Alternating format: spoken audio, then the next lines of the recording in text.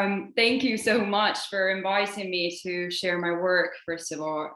This very seminar series is the first academic seminar series I ever attended, and I have fond memories of the IHR seminars from my time as an MA student in London. So it's especially exciting, and it really means a lot to me to get the chance to speak here today. So I should start with a caveat. What I'll be talking about in this paper is not exactly a part of my PhD project, though it certainly stems out of that project. Rather, it's some relatively new material I've started thinking about this year, and I'm hoping it will form the basis of my next research project. So I'm really looking forward to hearing what people make of it. My main current research, as Calix was saying a minute ago, focuses on the arguments against religious coercion put forward by a group of heterodox Italian Protestants who fled Switzerland around the middle of the 16th century. But in reading the works of the opponents of these Italian emigres, that is to say, the leaders of the Swiss Reformation, John Calvin, Theodore de Bèze, Heinrich Bullinger, and so forth, who defended religious coercion, I started realizing that their thoughts had been subject to historiographical distortions in at least the same measure as that of the authors I'm working on, if not indeed more. And for clarity, for those in the audience who aren't that familiar with 16th century religious history, throughout the paper, I will be using the terms reformers or reformed doctrine of religious coercion to refer to the specific brand of Protestantism which emerged between Strasbourg and Switzerland, as opposed to Lutheran Protestantism. So for a start, the very idea that the reformers' writings on the coercion of heretics deserve to be taken seriously is one which has seemingly not been obvious to scholars. Now, on the whole, I think it's fair to say that these writings have been neglected. There are very few close readings of these texts, possibly because the justification of the killing of heretics doesn't exactly sound like a promising theme which might resonate with present-day concerns. Those scholars who have treated the reformers' thought on the matter fall broadly into two camps. There are those who are primarily interested in religious toleration and who have read the reformers' thought through the lens of that of their adversaries, especially that of the Savoyard scholar Sebastian Castellio, the chief compiler of a text which is generally regarded as the first systematic defense of religious toleration in European thought on heretics, whether they should be persecuted, of 1554. And this has often led to almost caricature portrayals of the reformers as disillusioned politiques or as bloodthirsty dogmatists who thought anyone who disagreed with them deserved to be put to death. And to name just a few scholars who fall in this camp, we can think, for instance, of Perez Zagrin in the Anglophone sphere, Hans Gugisberg in Switzerland, or Delio Cantimori and his students in Italy. There's then a second current of scholarship which has read the reformers' thought primarily through an interest in what is often referred to as Calvinist resistance theory. And here we get a completely different picture of the significance of the reformers' contribution. So Robert Kingdon declared that, quote, Calvinism supplied one of the roots of modern democracy, end quote. And John Witt has recently portrayed Calvin and Bèze as laying the grounds for modern human rights theories. So these scholars have either failed to seriously engage with the reformers' defense of the coercion of heretics or sought to minimize its role within the reformers' broader system of thought. And so the question I found myself confronting was, how could these two narratives coexist? And if both of them entailed a degree of distortion, as seems obvious to me, and as I hope I'll show today, then how is the reformers' thought on religious coercion to be read? So this is the starting point of my analysis. And what I hope to do in this paper is to begin to answer this latter question by sketching out and assessing some of the main features of the Reformed doctrine on the coercion of heretics. So in today's paper, I'll largely be drawing on printed discussions, but a full assessment of the development and spread of these views must also take into account a variety of other sources. Ooh, this is not working. Some examples here. So they would include annotated books, letters, synodal records, university disputations, and so on. And in future stages of the project, I hope to do full justice to this rich range of materials. Now, in any case, even if we limit ourselves to printed sources, the body of reformed works addressing the question of heresy is really considerable. So I'll start with an overview of these contributions, which will also help us understand how, why, and in what context this question became especially urgent for the reformers. This is largely just ornamental, by the way. Now, of course, heretics had posed a problem for the Swiss reformers since pretty much the beginning of the movement itself. The radical views on the Eucharist proposed by the first leader of the Swiss Reformation, Odile Zwingli, made him a heretic in the eyes of both Roman Catholics and Lutheran Protestants. And this image of heterodoxy was one which the reformers struggled to shake off for decades. So when some of Zwingli's followers turned to even more radical theological positions, such as the rejection of infant baptism, of oaths, and of the use of violence on the part of civil authorities, this caused the reformers a great deal of embarrassment, and they quickly became anxious to distance themselves from these extremists. So the problem posed by religious radicalism, and particularly by Anabaptism and anti-Trinitarianism, two of the main strands of radical Protestantism, which often overlapped, this problem is always at the background of reform discussions of religious coercion. The radical Protestants posed a double challenge. On the one hand, the reformers had to engage with the arguments put forward by the radicals against the use of force in matters of religion. So in other words, they raised a theoretical problem. On the other hand, in more practical terms, the reformers had to justify their own use of force against the radicals themselves. And as time went on, this problem became more and more pressing in the face of the radicals' repeated accusation that in their use of religious coercion, the reformers were in no way different from Roman Catholics. Indeed, even worse than the Catholics, since as Castellio and Matteo Gribaldi pointed out, at least the papists strangled heretics before burning them, while the reformers burned them alive. In fact, the image that you see here is of some Catholics executing an Anabaptist, but I like it because it's a nice visual representation of the standard method for the execution of Anabaptists, which was used both by Catholics and reformers, which was drowning, or the so-called third baptism.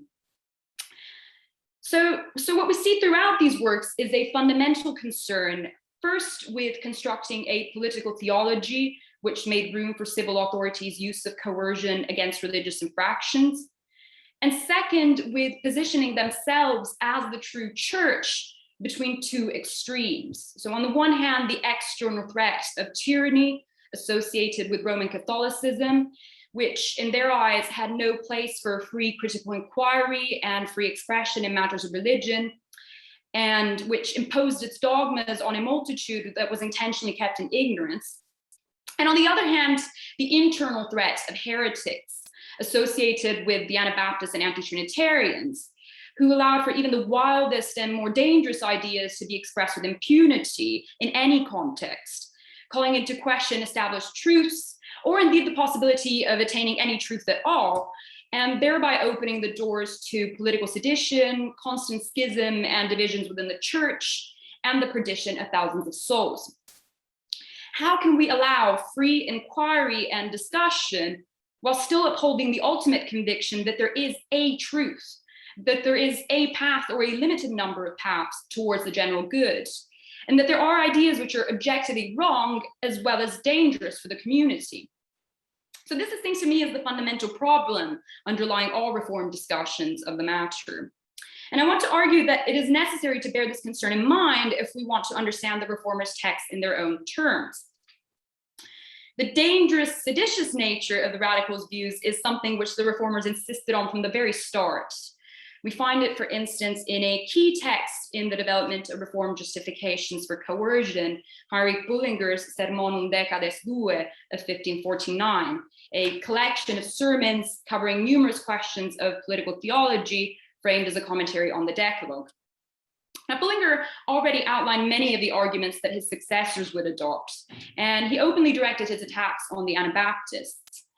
But the reformers' most concerted efforts to tackle this issue came in the wake of a crucial event in the history of religious toleration, the burning at the stake of the anti-Trinitarian heretic Michael Servetus at the instigation of John Calvin in Geneva in 1553.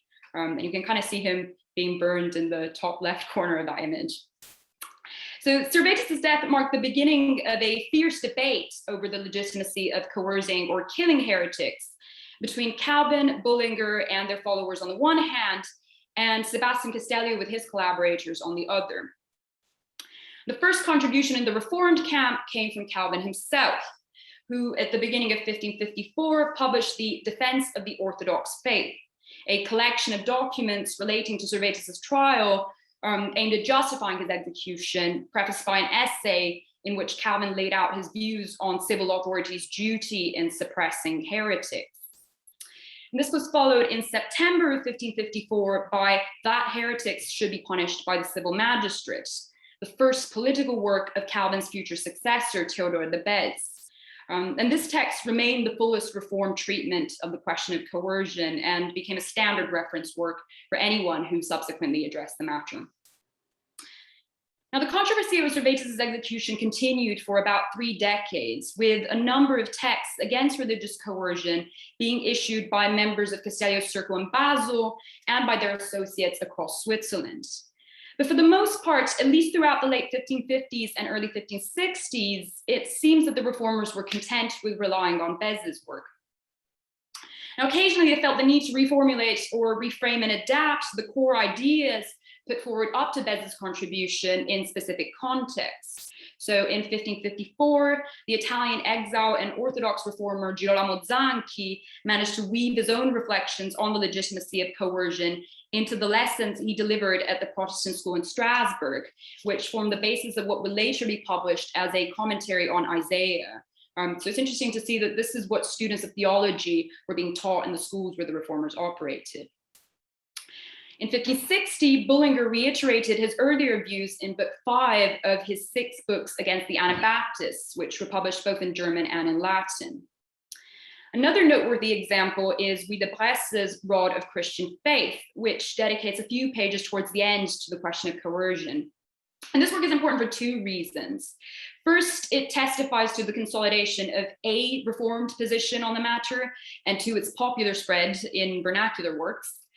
And second, it embeds its justification of the suppression of heresy within a wider discussion of illegitimate forms of religious coercion. So here we clearly have this tension between the threat of persecution against the reformers themselves and the need to preserve a role for civil magistrates in matters of religion.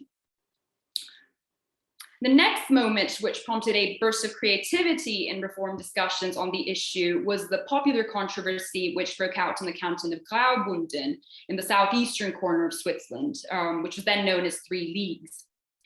The occasion for this was the local parliaments issuing in 1570 of an edict demanding that all residents of the league's jurisdiction formally adhere and subscribe to one of the 2 officially recognized religions, i.e. Roman Catholic or Reformed as defined by the local synod, under penalty of banishment. And this prompted a reaction from many local sectarians, Anabaptists or anti-Trinitarians, and especially Italian Protestant exiles residing in the Italian-speaking southern dominions of the leagues, who drew on earlier writings of Castellio and his followers to state their case against the edict and against religious coercion more broadly. The local Reformed clergy reacted in 2 ways. It sought the help of theologians in Zurich, and it intervened with its own statements on the matter. So the Zurich Theologians published 2 works addressing the incriminated heresies themselves by Rudolf Walter and Josias Simler. And both of these open with introductory dedications to local civil authorities in which they explained why civil magistrates can and must punish heretics. The local Italian clergy produced 2 further works. The first was a vernacular treatise by the minister of Morbegno, Scipione Calandrini, and the second was written by the minister of Chiavenna, Scipione Lentolo, in response to a pamphlet against coercion, which was circulating locally. Now, of course, Reformed authors would continue to return to this theme in subsequent decades. But by this point, I think it's fair to say that the general outlines of the Reformed doctrine of religious coercion had become clearly established. So what were the main features of this doctrine? Now, for a start, anyone who's been paying attention to the titles of the texts which have been appearing on the slides will immediately have noticed one thing. For all the reformers, this was a question of politics, of the magistrate's authority and duty, as Lentolo puts it in the title we see here. And this is worth spelling out because much of the scholarship on the heresy debate has focused on Castellio's views on epistemology, on the obscurity of scripture, and on the limits of what we can know. And so perhaps the best known aspect of this debate is the development of arguments relating to knowledge, that everyone claims they hold the truth, but there's no way of adjudicating these competing claims and of establishing who is truly a heretic. The most disputed theological matters are irrelevant to salvation, and therefore the ignorance of the truth in these matters does not make one worthy of punishment, and so on. Now, this is certainly the most original aspect of Castellio's thought, and the one which the reformers found most scandalous and hardest to confront. But the risk in focusing our attention on these themes is that we lose sight of how the reformers themselves understood and framed the problem. Indeed, Castellio's own originality only becomes fully clear if we recognize that his adversary's approach to the matter, which was a more traditional one, was very different. Lentolo's title also points us to a second key aspect of the Reformed doctrine of coercion. The issue for the reformers must be discussed from the word of God. Now, what this means is that what we're dealing with here is not merely the expression of an attitude or a political agenda, although scholars have often treated it as such and insisted on the reformers' inflexible mindset or on the exigencies posed by the consolidation of the authority of institutional churches in Switzerland. Now, in fact, underlying the reformers' discussions is a specific vision of the political order as it had been divinely instituted. And this vision is defined on theological grounds. So the question of the coercion of heretics becomes the object of a theological doctrine. So much so that the very suggestion that heretics should not be punished is labeled by many reformers as itself heretical, i.e. theologically untenable.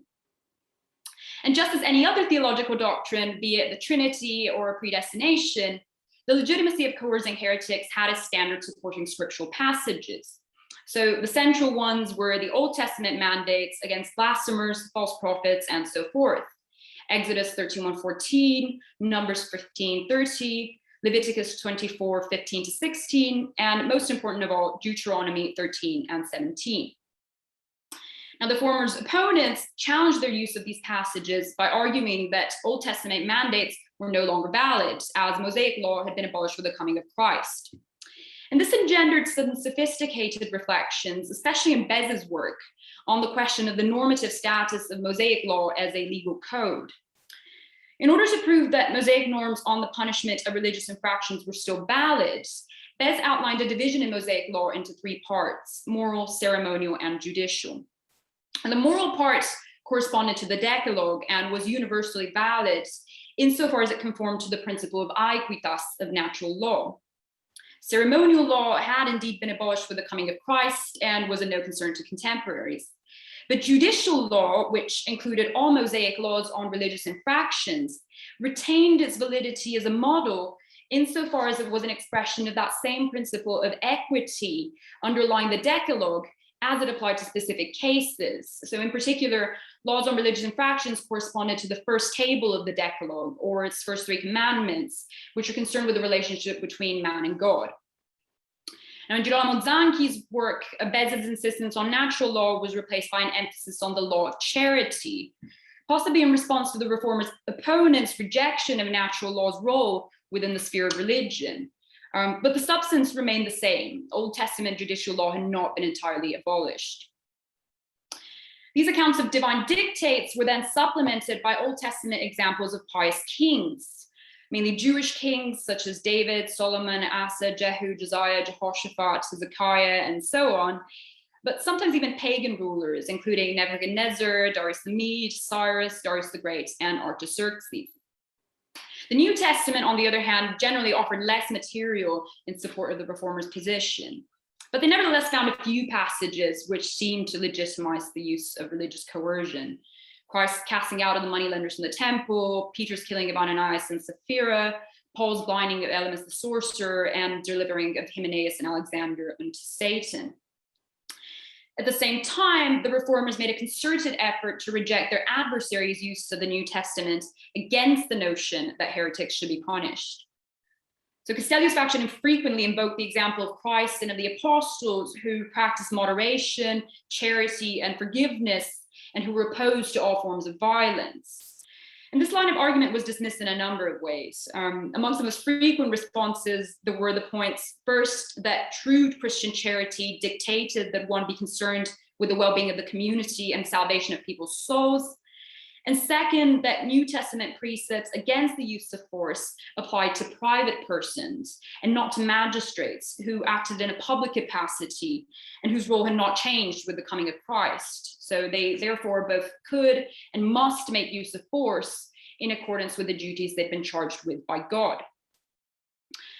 Among the New Testament passages invoked by Castellio and his followers, perhaps the most crucial was the parable of the tares in Matthew 13, 24-30, which tells of a farmer who instructed his servants not to gather the tares from his field until the time of the harvest, lest they accidentally also uproot the wheat. And this was presented by opponents of coercion as an injunction not to suppress heretics until the Last Judgment, given the risk of mistaking true Christians for heretics. And this passage was explained away by the reformers in a few different ways. Calvin and then Beze claimed to refer not to heretics, but to those members of the visible church who are in fact not amongst the elect. Walter interpreted it as a simple entreaty to moderation, but on the whole, they all agreed that this text proved nothing. There was then the example of the Pharisee Gamaliel, who urged the Jews not to suppress the apostles, lest it turn out that they were indeed sent by God. And Gamaliel was rejected by the reformers as a doubter and a Jew whose example was dangerous to the church. And finally, a number of injunctions from Paul to avoid heretics, to not pass judgment on others, and so forth, were dismissed once again on the basis of this distinction between acts performed in a public capacity and those performed in a private capacity. So Paul, for the reformers, had been addressing either common believers or ministers, but never intended these precepts to apply to the civil magistrate who acted in a public capacity and whose role demanded that he police religious infractions. There were then, of course, the statements of the church fathers on the subject, chief amongst them predictably Augustine, though he was by no means the only father to whom the reformers appealed, and not everyone uses arguments in the same way. And there were the examples of ancient Christian emperors, drawn from both Roman law and ecclesiastical histories from the patristic period. The names of Constantine, Constantius, Theodosius, Valentinian, Marcian, Gratian, and Justinian were invoked repeatedly. In some cases, as in Beze's and in Zanchi's work, these were also supplemented by testimonies drawn from contemporary Protestant theologians.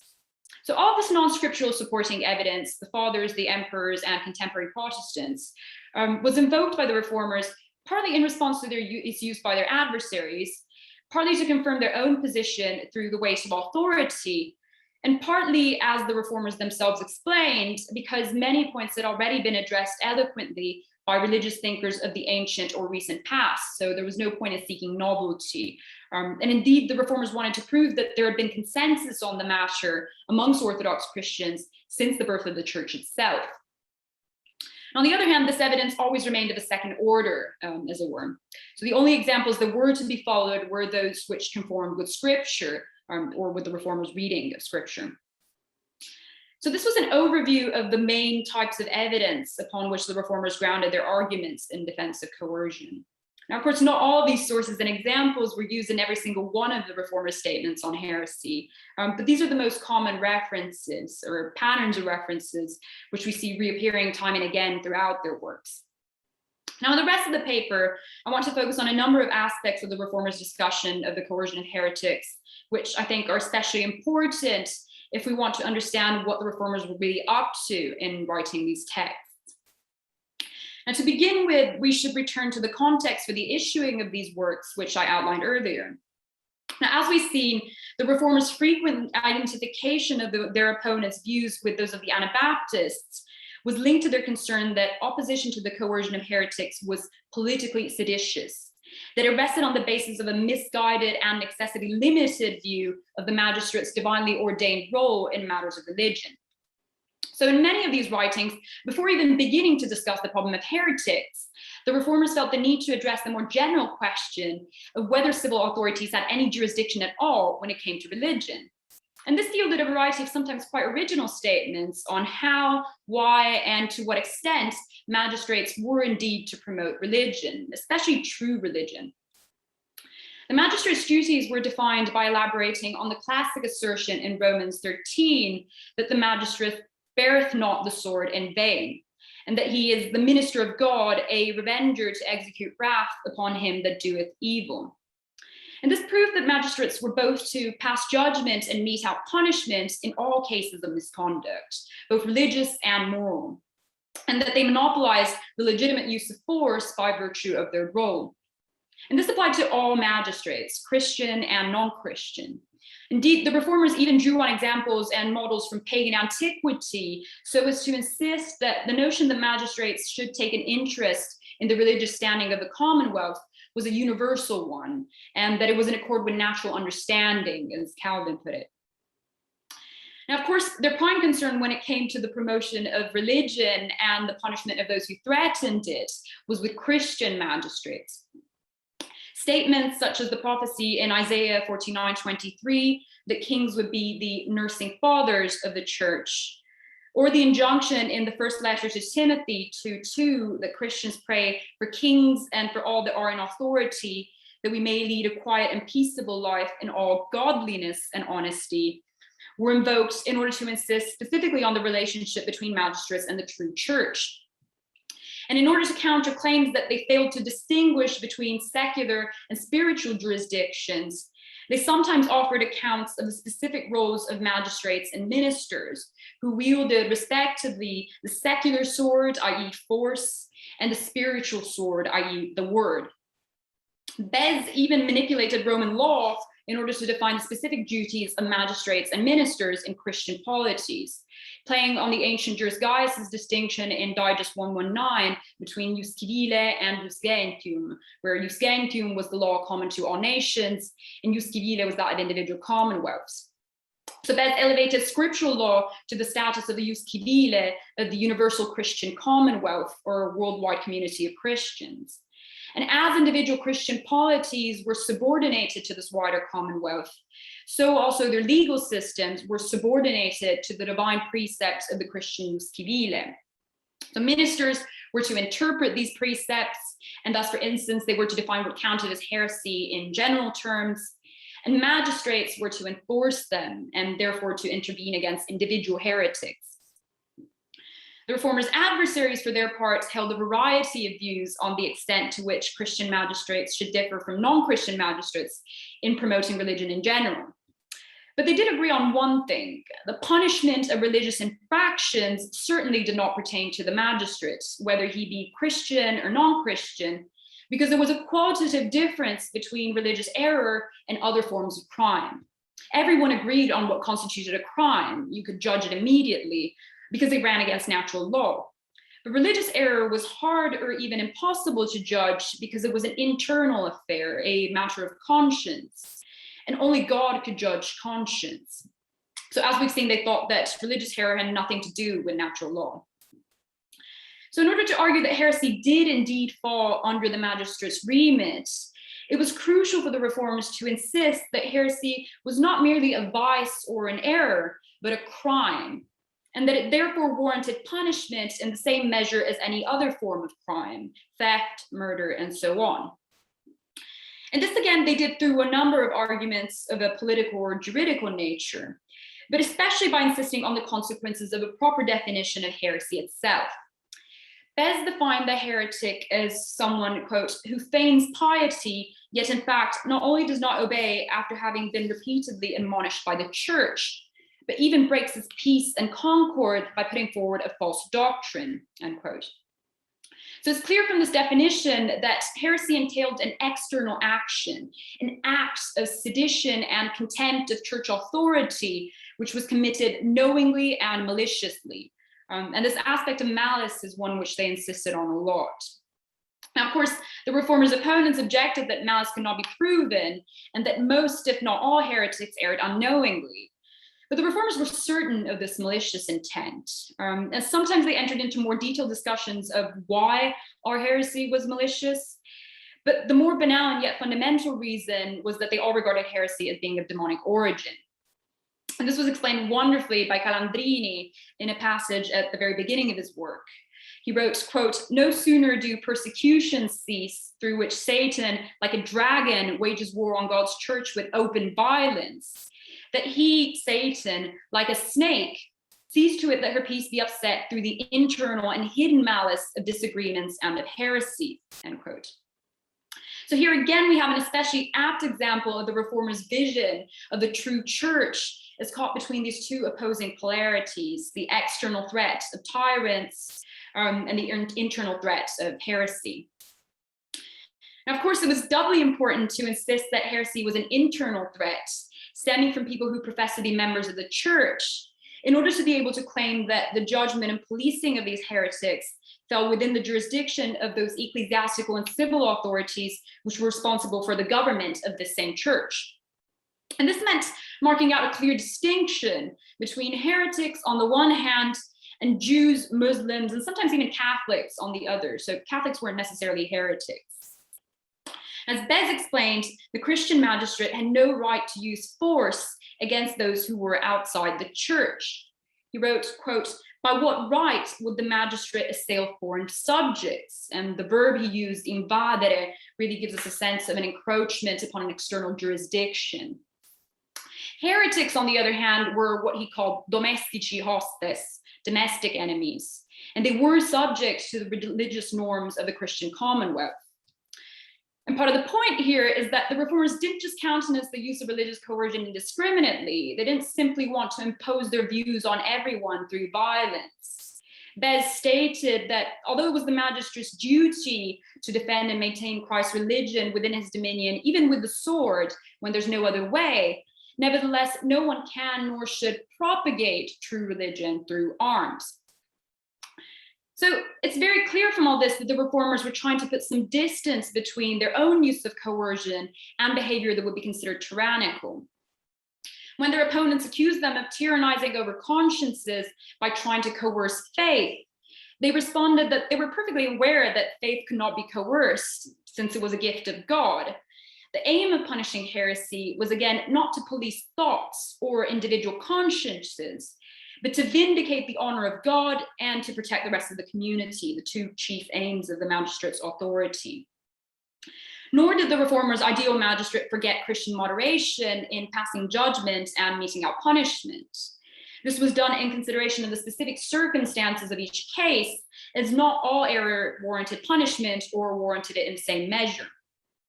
Religious error was only natural given the fallibility of human minds, and genuine mistakes should be met with prayers and with calm discussion. And where punishment was indeed necessary, milder remedies should be adopted first. So in short, the reformers' doctrine of coercion could not be branded as cruel because it was guided by a concern with equity and legitimacy, expressing itself in the carefully outlined contours of a proper political order. And this is what allowed them to dismiss as unfounded the accusations on their opponents' parts that they embraced the same attitude towards persecution as the Roman Catholics. The Catholics, the reformers insisted, were indeed tyrants. They policed consciences by forbidding that people read scripture and by forcing them to believe their doctrine without allowing independent judgment. They applied punishment cruelly and indiscriminately, and they failed to maintain the proper distinction between ecclesiastical and secular authorities when establishing who was to judge heretics and how. And this breach of jurisdictions was tyrannical and could indeed warrant the label of persecution.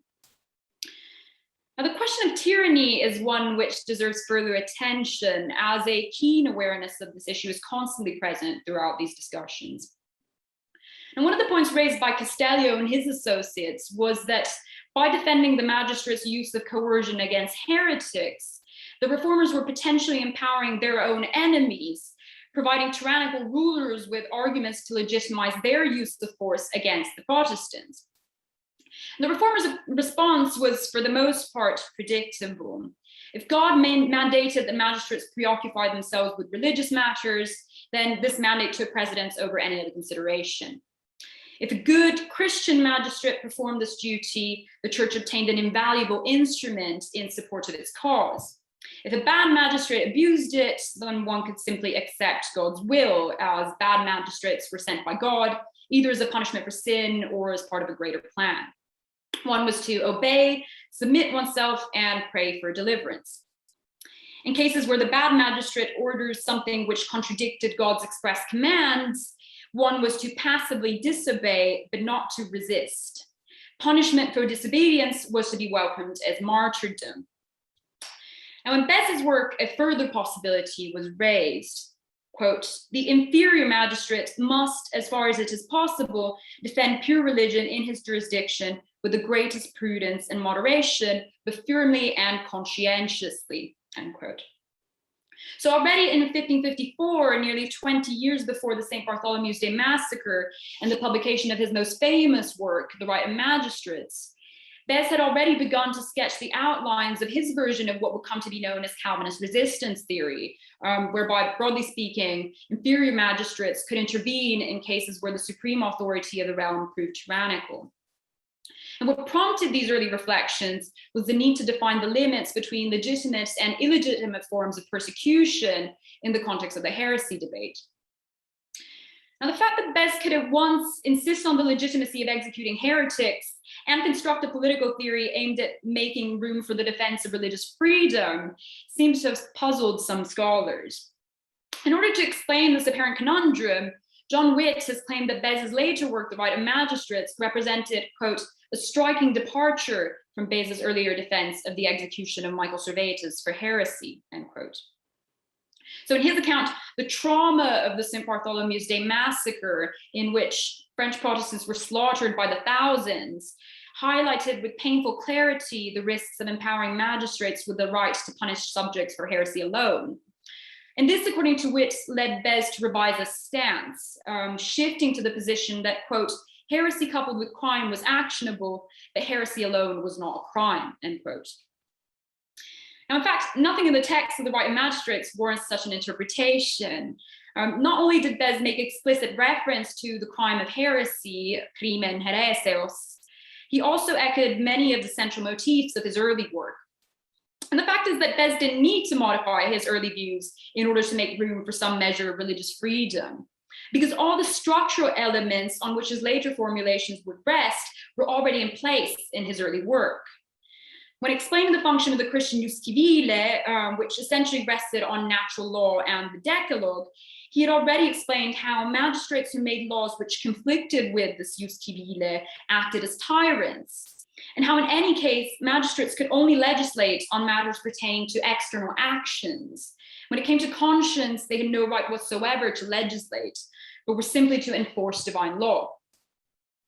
And this premise guaranteed that magistrates could not be said to act legitimately when coercing true believers or disregarding the role of ministers in interpreting divine law. But at the same time, it was perfectly compatible with the suppression of heretics. So the point that I want to make is that to look at these texts through the lens of a present-day understanding of what counts as religious freedom might make it harder to grasp the internal coherence of these authors' thought. So these in very broad outline were the key elements of the Reformed doctrine of religious coercion. Now, one obvious question which might be raised is that of whether and how this doctrine evolved over time. And this is something I still need to think about more, and which hopefully I'll be able to address with more confidence once the project reaches a more mature stage. But I do at least have a preliminary hypothesis.